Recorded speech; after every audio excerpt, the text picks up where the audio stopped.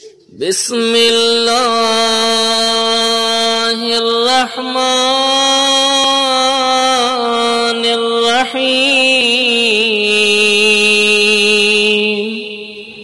اللهم طهرني فيه من الدنس والأقذار، وصبرني فيه على كائنات الأقدار،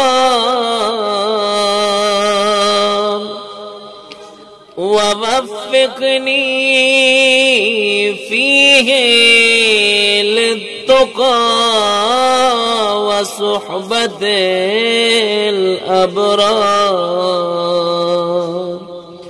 بعونك يا قرة عين المساكين.